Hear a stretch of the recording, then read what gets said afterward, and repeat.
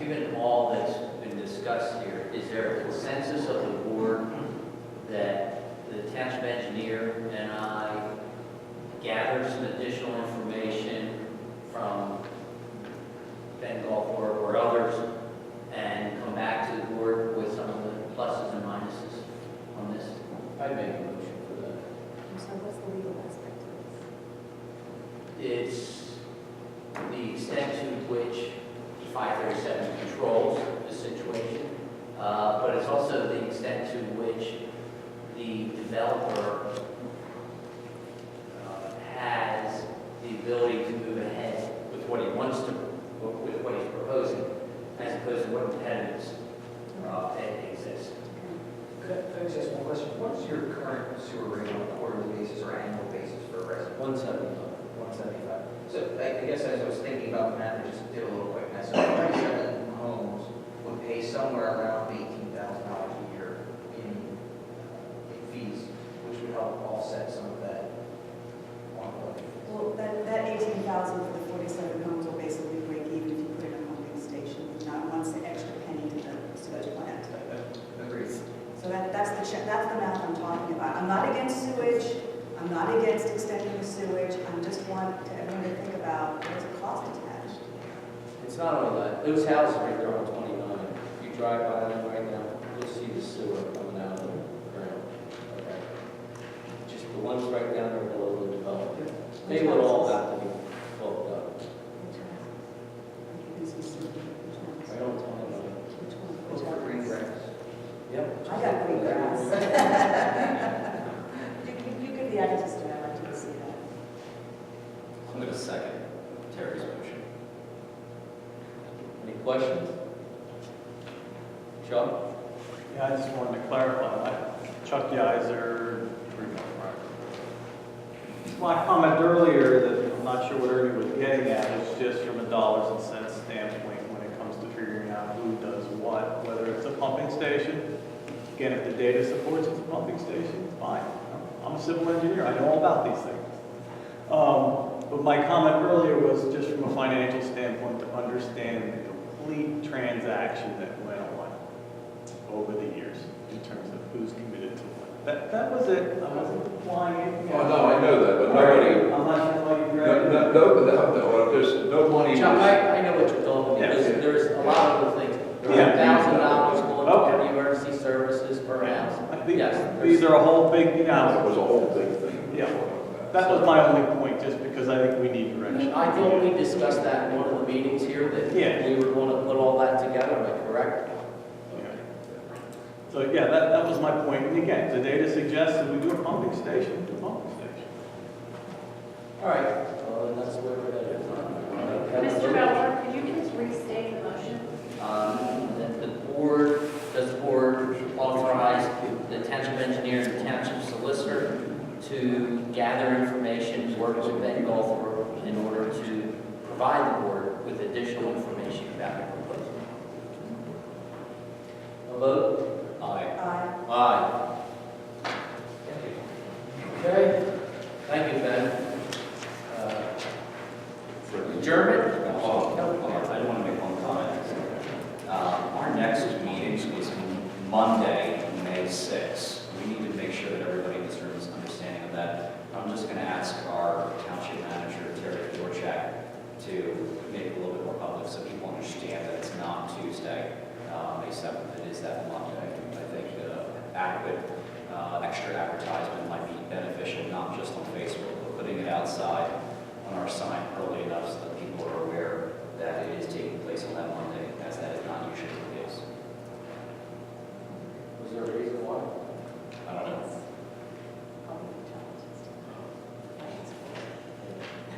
Warren? Before your next meeting, the EAC will be meeting. And in the EAC bylaws that were drawn up, the Board of Supervisors is to appoint a chairman. We're not supposed to organize ourselves. Do you plan to do that before we meet? Can I ask our solicitor, all our other boards and commissions choose their own chairman? We do, but that's the way the EAC ordinance is written, you're supposed to do it. Is it in the ordinance or the in the way that the EAC ordinance is drawn up. Oh, that's fine. I'll have to look at it. Yeah, that is, because usually it's CHB, the planning commission, they organize themselves. If you read the The ordinance. word is quite correct. Section 5 says, Board of Supervisors shall designate the chair. Can we change that? Because none of our other boards and commissions do Yes. that. But I think Warren's question is more immediate in the sense of, Well, you either need to appoint somebody or change that ordinance before you meet the next time. well, yeah, they can't change the ordinance before your first meeting or your next meeting. So does the board want to, this board want to appoint a chair, at least in the interim? And then we can work to change the ordinance to allow, if you want that, to allow that board to organize itself. Maybe a meeting before that. Do you all have any thoughts who should be the chair? We haven't talked about it. An email exchange is just probably minimum. He's your interim chair. The supervisor just interviewed all of those candidates, right? Should we just Make a motion. Oh, I'm going to make a motion that we, Rachel Hendricks was the one that presented this proposal to us originally. And I'm going to personally, I'm going to make a motion that Rachel Hendricks be that interim chair in the next time. I'll second. Any questions? A vote? Aye. Aye. Aye. I think that still means you have to appoint a vice chair and a recording secretary. Does the board want to authorize staff and consultants to revise that ordinance, advertise it, so that the EAC organizes itself each year? I would, but I don't think there's urgency. I don't think there's urgency. And given other. There's another question about that. If you have that ordinance in front of you, the way it's worded, the EAC is to provide information that the Board of Supervisors asks for. So we're not to do anything unless we ask us to specifically. It's an I advisory. agree with what that says. It doesn't sound like we're authorized to act on our own. I think you would advise the board and ask us to take action on something. Well, that's what I would think, but that's not the way it's written. They are responsible for undertaking such environmental tasks as requested by the board. That's what I mean. Why didn't you bring this up before?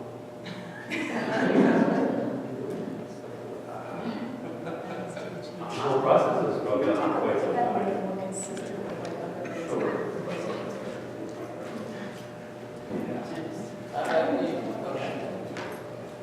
Maybe you want to clarify that for us. Yeah.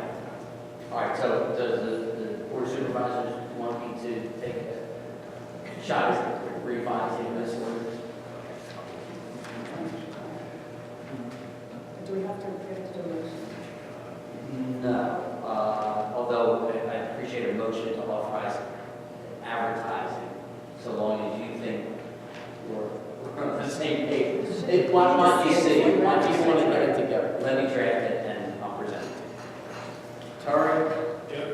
Terry Bird, Little Road, Terry Sachs. I'm sorry, what's your last name? Bird, B-I-R-D, And your address? Little Road. Little Road, okay, thank you.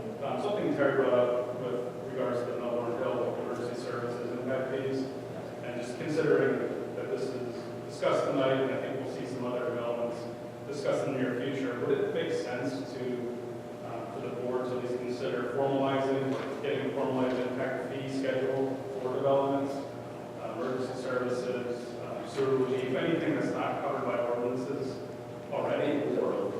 Sure.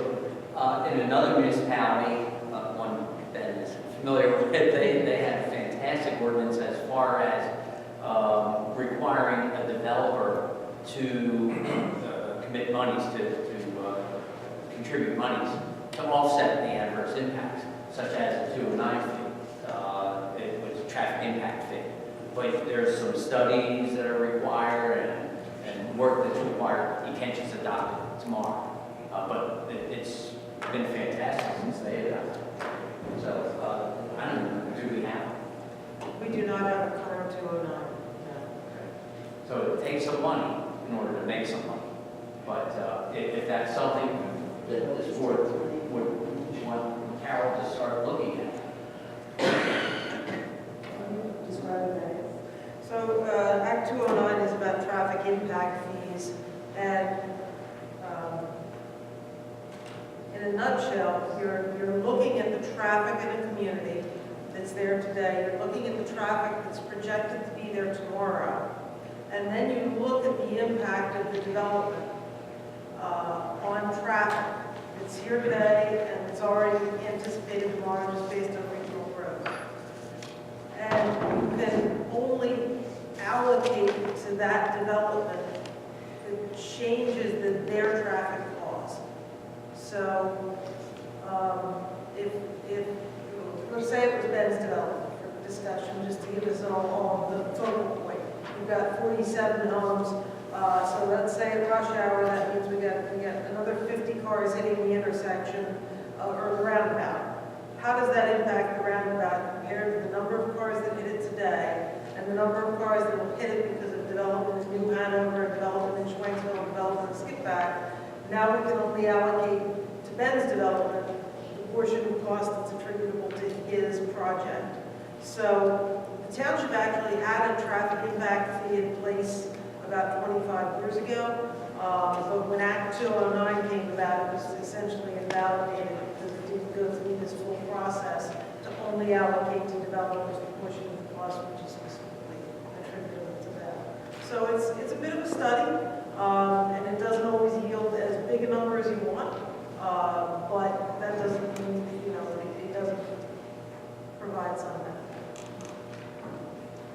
And then there are other ordinances you look to. Do we have a requirement in the township under the ordinances that a developer provide recreation facilities? Carol? We do. We also have a requirement that the developer provide traffic impact study.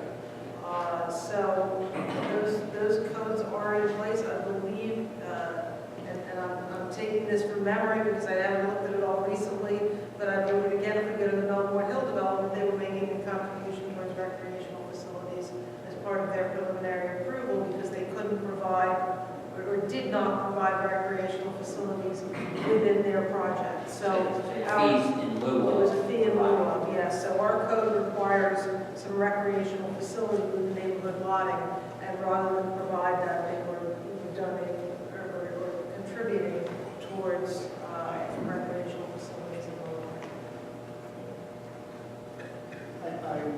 If you allow me, I would strongly encourage the board to continue that investigation.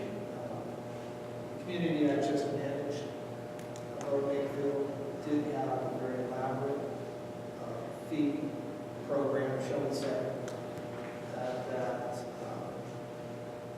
fees like traffic impact fees, parking rent fee, lieu of fee, that library fee,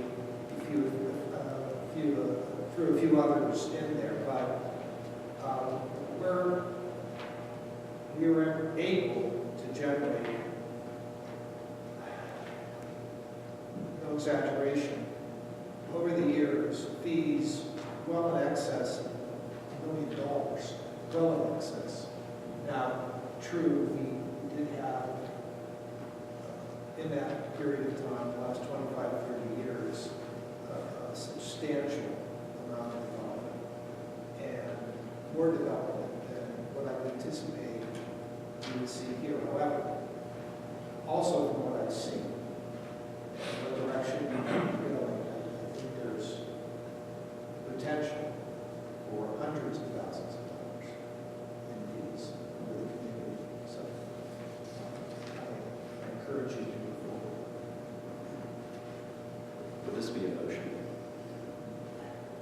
I think at this point, it'd be direction to the consultants to move forward and report back to you as to exactly what's required. And then at that point, there's going to be expenditure of money. So I would think that we need a motion then.